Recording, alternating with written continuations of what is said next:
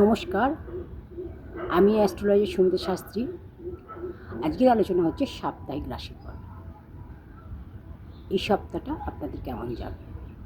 মেষ থেকে মীন 12টি রাশি নিয়ে আমি আলোচনা করব। 28শে এপ্রিল থেকে 4th মে পর্যন্ত কেমন যাবে। তো প্রথম রাশি মেষ রাশি। মেষ রাশির এই সপ্তাহ কেমন যাবে? মেষ রাশির ক্ষেত্রে এই সপ্তাহ নতুন কোনো কর্মযোগ, কর্মক্ষেত্রে অসুবিধা, সাংসারিক অশান্তি, পারিবারিক চাপ দেখা যাবে। বৃষ রাশি। বৃষ রাশির ব্যবসায় চাপ থাকবে, কাজের ক্ষেত্রে সফলতা, শত্রুতা বৃদ্ধি, বিবাহে বাধা। বৃষ রাশির। মিথুন রাশি। মিথুন রাশির প্রাপ্তিযোগ, আর্থিক ব্যয়, কর্মযোগ, উপার্জন বৃদ্ধি। কর্কট রাশি।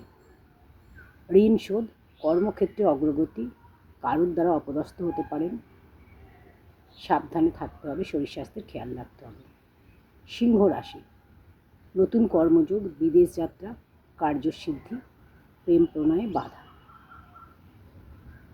কন্যা রাশি। মানসিক চিন্তা, টেনশন, ডিপ্রেশন, প্রাপ্তিযোগ, কর্মক্ষেত্রে বাধা, ব্যবসা মোটামুটি। তুলা রাশি। তুলা রাশির ক্ষেত্রে পারিবারিক অশান্তি, কর্মক্ষেত্রে অসুবিধা, এছাড়া শরীর ভালো নয়, যে কোনো কাজে বাধা, মানসিক অশান্তি। বৃশ্চিক রাশি। অর্থপ্রাপ্তি, শত্রুতা বৃদ্ধি, দীর্ঘদিনের কোনো ইচ্ছা পূরণ হবে, দীর্ঘদিনের কোনো কাজ হবে। ধনু রাশি।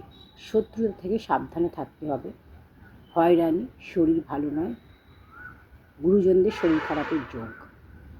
মকর রাশি। মকর রাশি ব্যবসায় সাফল্য, নিজের লোকের সাথে মতবিরোধ, দাম্পত্য জীবনে অশান্তি, প্রেমের ক্ষেত্রে ভুল বোঝাবুঝি, মান সম্মান হানি, সাবধানে থাকা প্রয়োজন। কুম্ভ রাশি। কুম্ভ রাশির ক্ষেত্রে কর্মক্ষেত্রে বাধা, শত্রুতা বৃদ্ধি, নতুন কোনো কর্মের চেষ্টা, কারুর দ্বারা অপদস্থ হতে পারেন।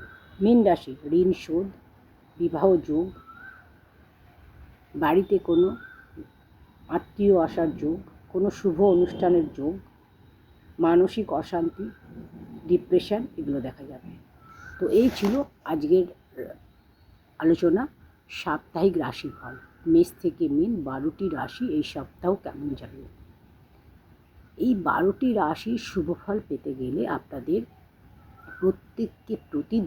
প্রত্যেকটা রাশির জন্য বলছি, প্রতিদিন সকালে ঘুম থেকে উঠে অবশ্যই সূর্য প্রণাম করুন।